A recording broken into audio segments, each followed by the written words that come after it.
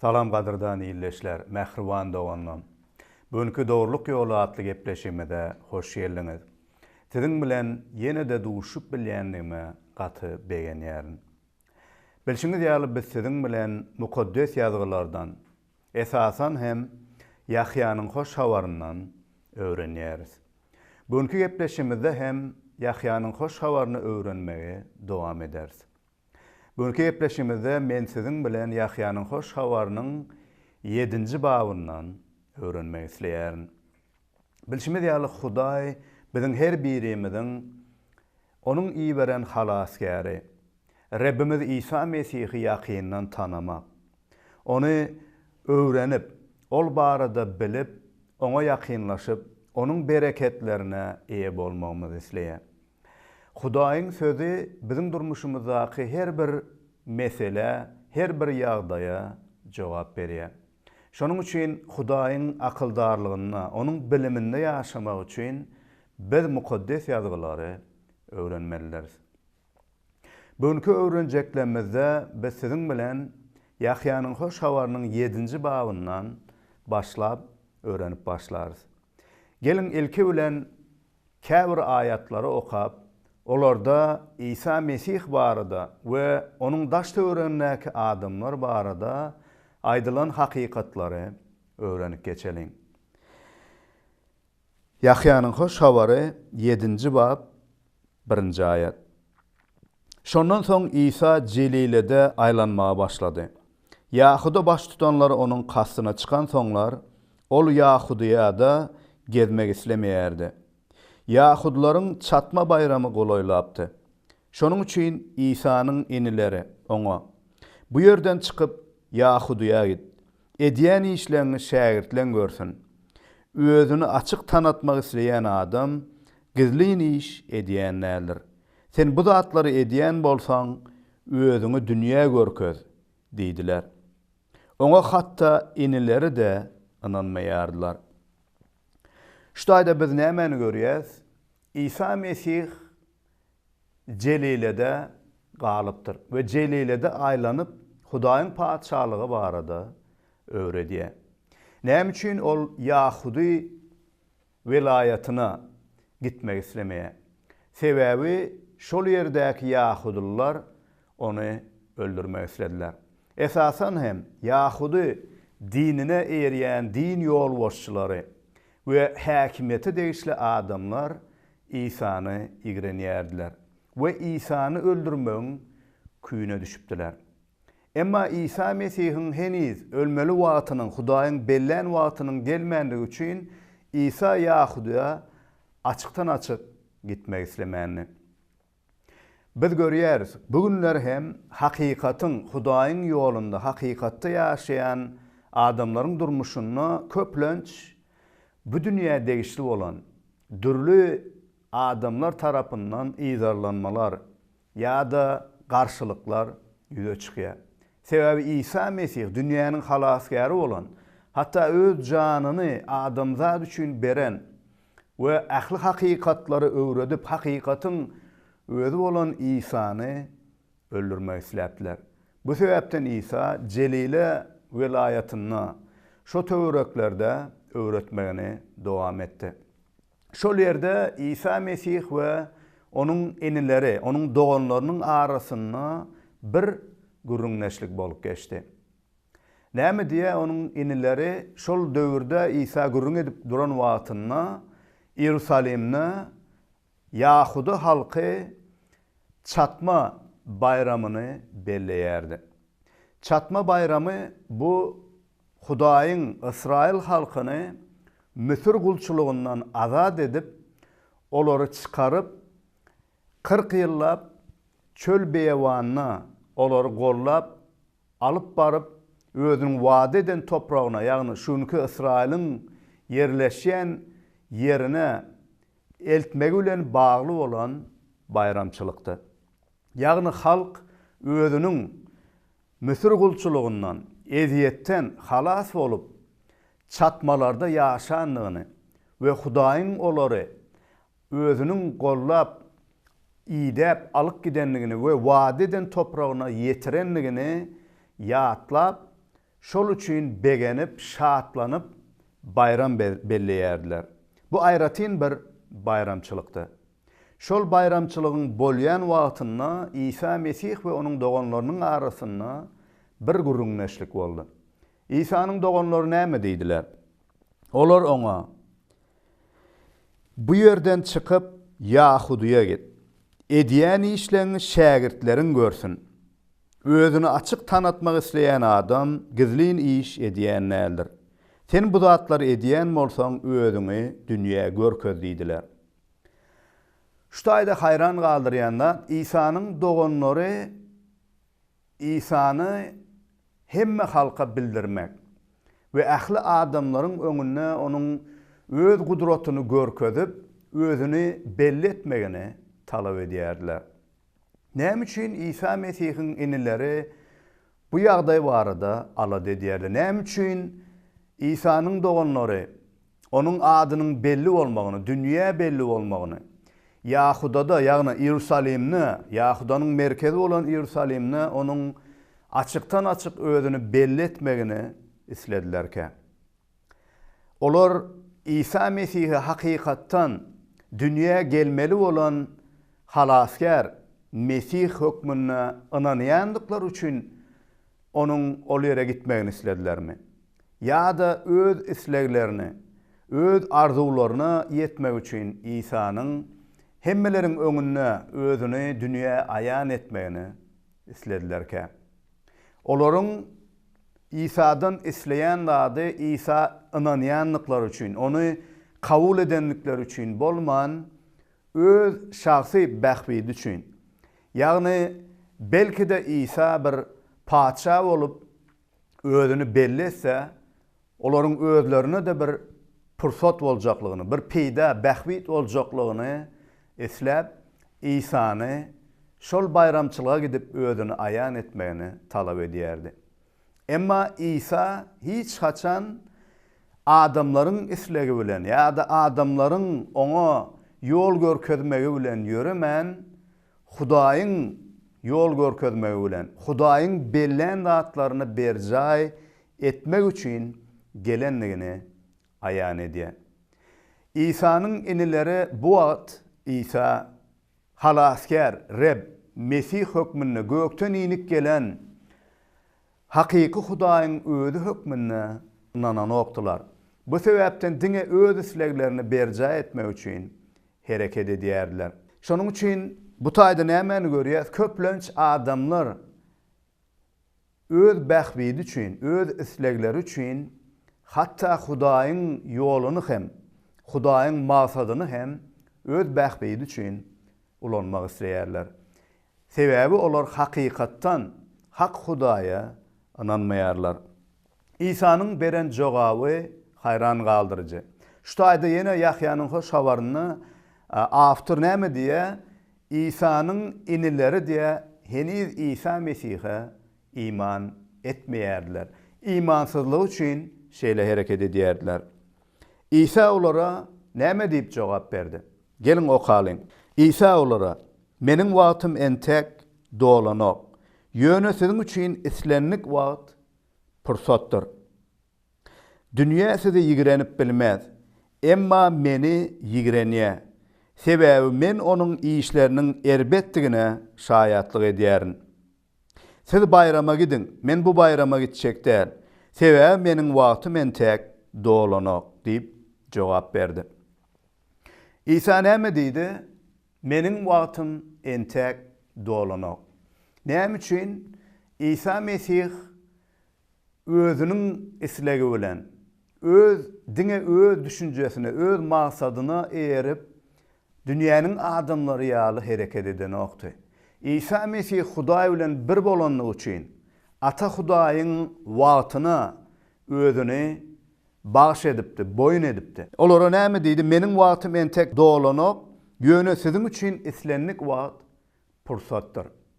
Şu taýda doganlar üçin olaryň wagtynyň, olaryň öz elindedigini, emma İsa Mesihiň wagtynyň Hudaýyň elindedigini we Hudaýyň bellen wagtyna ol gitmeli ýerine gidýärdi. Etmeli işini Hudaýyň aýdan wagtynda, bellen wagtynda berja edýärdi.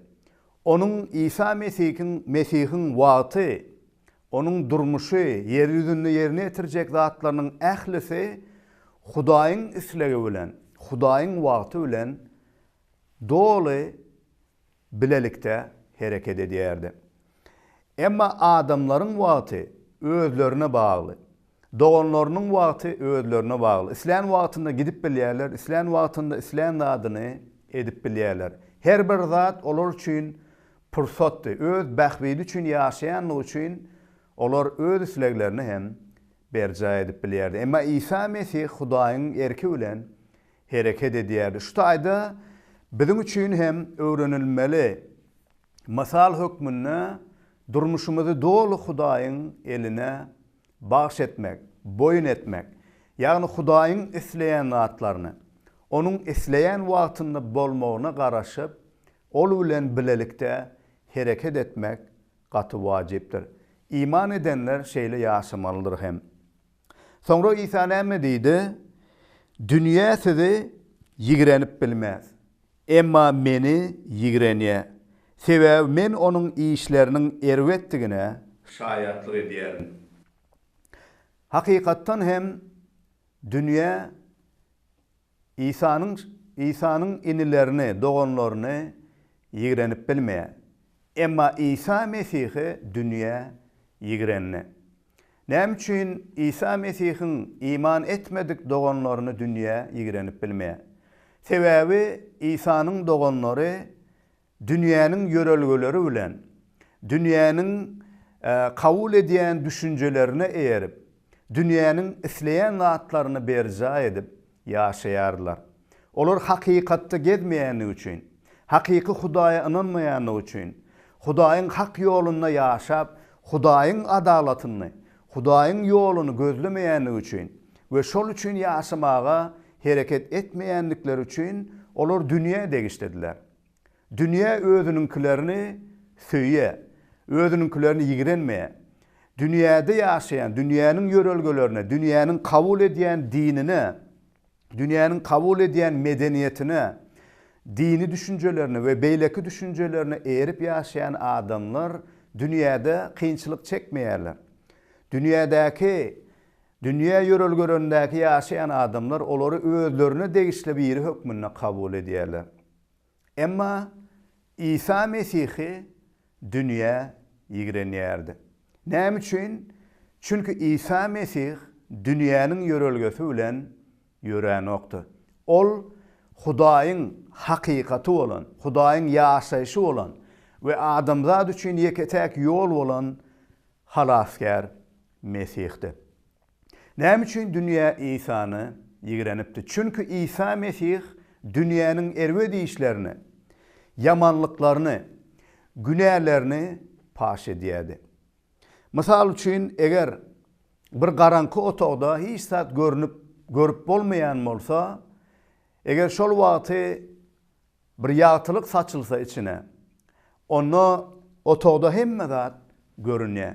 Näme dogry zat bolsa görüp bolýar. Garankyň içinde näme dogry dolu bilip bolanok.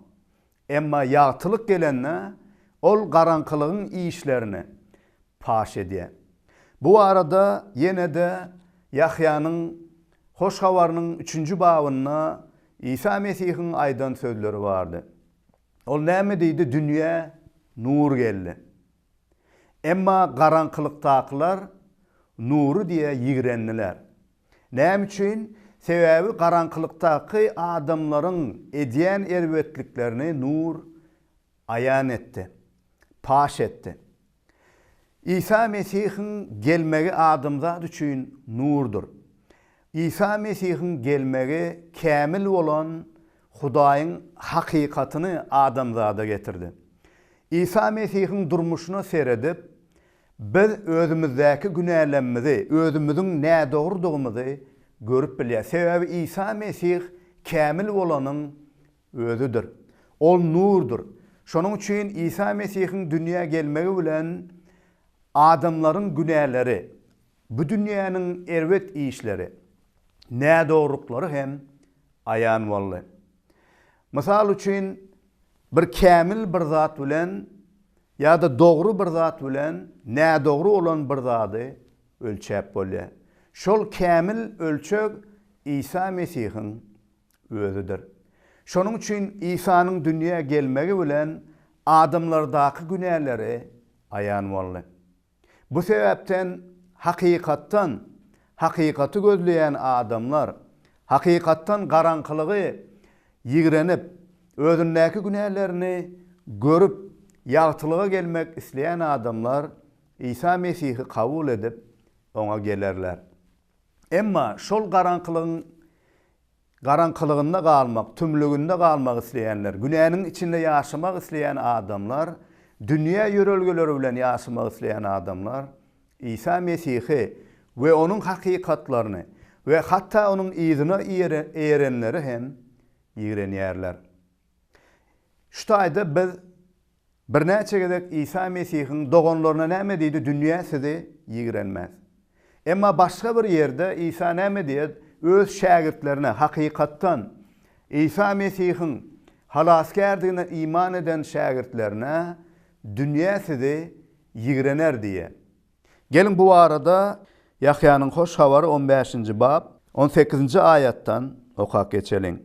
Dünýä sizi ýigrenýän bolsa, onuň sizden öň meni ýigrenendigini bilin. Dünýäden bolan bolsadyňyz, dünýä sizi özüniňkiler kimin söýerdi. Emma siz bu dünýä degişli därsiňiz. Men sizi bu dünýäden saýlap aldym. Ine şonuň üçin hem dünýä sizi ýigrenýär. Şu taýda näme diýe öz şägirdlerine İsa, dünýä sizi ýigrenýän bolsa, sizden öň diýe ol meni ýigrenni. Şonuň üçin bu dünýäden bolmandygyňyz üçin, meniň sizi saýlandygym üçin, siziň bolsa maňa iman edendiňiz üçin we meniň hakykatlarymda ýaşaýandygyňyz üçin dünýä sizi ýigrenýär. Dünýä sizi kabul edip bilenok. Emma İsa Mesihiň enileri bolsa imansyzlygy bilen bu dünýä degişlilik üçin dünýä olary ýigrenenokdy. Şonuň üçin gadyrdan dostum, seni bugün dünýä ýigrenýärmi ýa-da özüniňki kimin kabul edýärmi?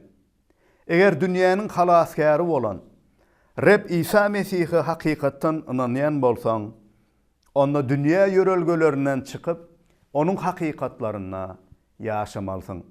Haçanda dogrulukda ýaşap başlanyňda, adalaty küýsäningde, İsa Mesihiň öwrüdenlerinde ýaşanyňda, elbetde dünýädäki adamlar, imansyzlar tarapyndan garşylyklara duçar bolup bilersiň.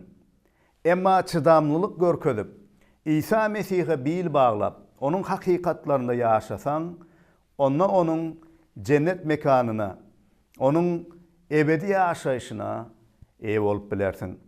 We kalbyňda onuň parahatlygyna, onuň bereketlerine ýaşap bilersiň. Soňra İsa näme etdi? Olara şeýle diýip ol Jelilede galdy. Emma inileri bayrama gidenlerinden soň İsa da gitdi. Ýöne açaçan dälle gizliň gitdi. Yahudy baş tutanlar bayramçylykda onu iýdäp, ol nirede diýip soraýardylar. Mähelläniň arasynda ol hakda köp gurrun edildi. Käbirleri ol gowa adam diýse, başgalary ol halka azdyrýar diýerdiler. Şu taýda görýän adamyz Yahudylar İsa Mesihi gözlediler, atarýardylar. Emma İsa Mesihi halaskärdig üçin, Mesihdig üçin atarman, onu tutup öldürmek üçin, ýok etmek üçin Yahudy din ýolbaşçylary İsa'ny atarýardylar.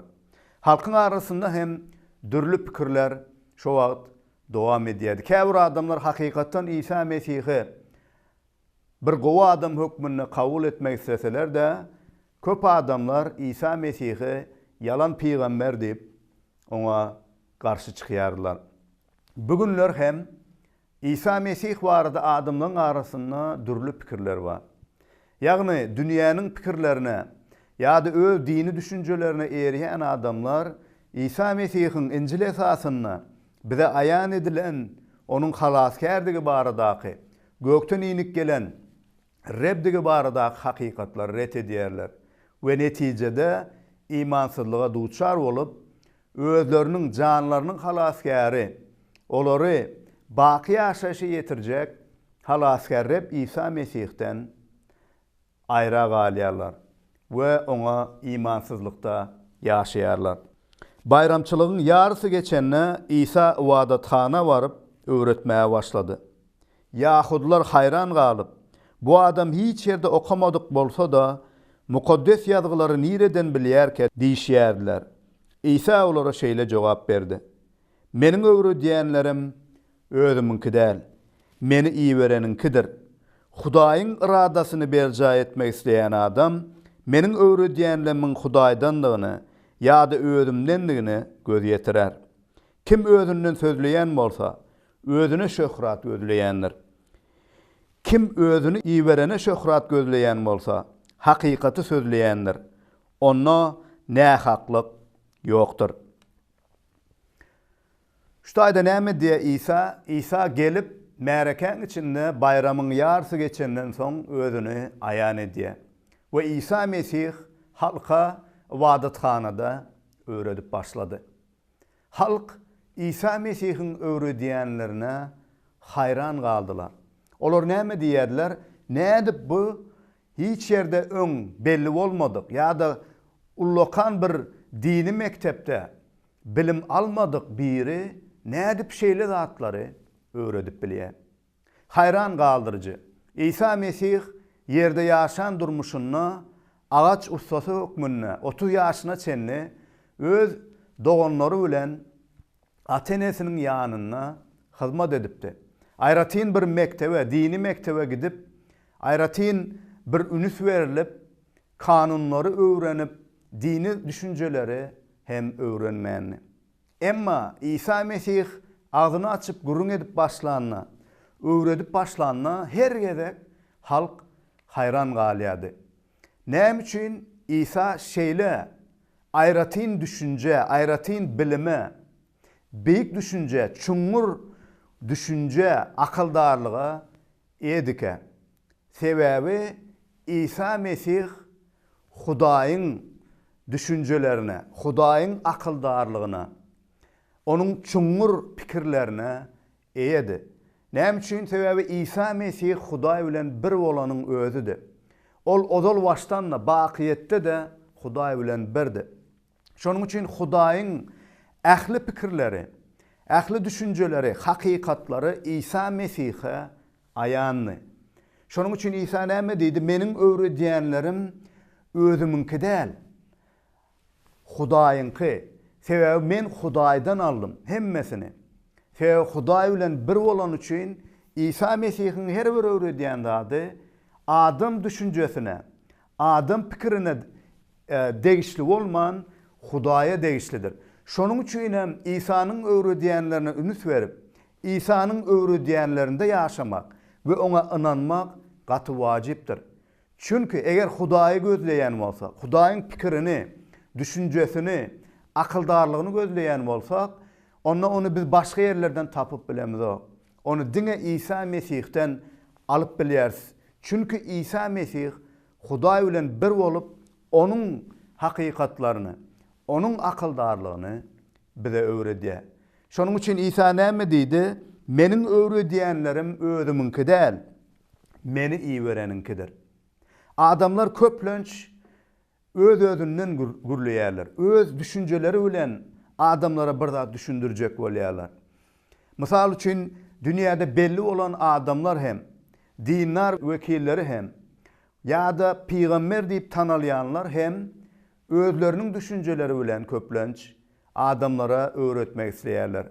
Emma İsa Mesih'in öwredýänleri eger kämil öwredilmäge, kämillige ýetmek islesek, onu İsa Mesih'in öwredenlerine ünüs bermeliler ve onun hakykatlaryna ýaşamalylar. Gadyrdan iýleşim. İsa Mesih öz şöhraty üçin näle Hudaýyň şöhraty üçin dünýäge geldi. Ve Hudaýyň bellen wagtyna onuň öwredenlerini, onun hakikatyny dünya ayan etmek üçin, dünýäniň erwetliklerini, biziň günälenmemizi bize görkezip, biziň halaskary bolan mätäçligimizi bize ayan etmek üçin nur hökmüne geldi.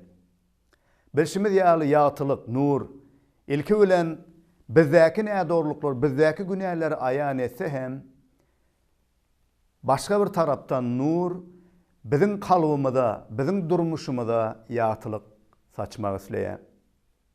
Gadyrdan dostum, sen dünýä degişlimi? Ya-da İsa Mesih'e degişlimi? Dünýäni söýüp, dünýäde galmak isleýärmisin? Ya-da dünýäniň halaskary bolan, nur bolan İsa Mesih'i söýüp, onuň söýgüsine, onuň ajaýyp gutuluşuna ýaşamak isleýärmisin? Bugün saýlaw senne. Dünýä degişli bolup, dünýäniň ýörelgelerine ýaşamak hem ýa-da halaskär Reb bolan İsa Mesih'e inanyp, onuň dogrulygyna, onuň hakykatynda ýaşamak hem sana degişlidir. Gadyrdan imanly doganym, eger sen bu dünýäde İsa Mesih'e degişlidiň üçin, onu söýýändiň üçin, onuň hakykatlaryna eýediň üçin eziyet çekýän bolsaň, dünýä seni ýigrenýän bolsa, dünýä İsa Mesih hem ýigrenipdi. Bu senin İsa Mesih'e degişlidiň alamatydyr.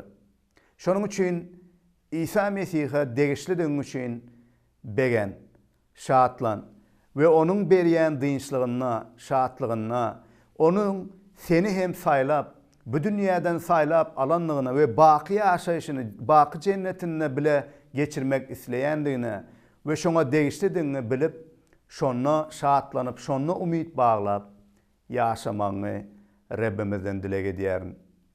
Bu wagt bolsa Rabbimiziň bereketleri, onuň dynçlygy, onuň şatlygy siziň her biriňiz bilen bolsun diýip, siziň bilen hoşlaşýaryn. Hoş, sag bolun.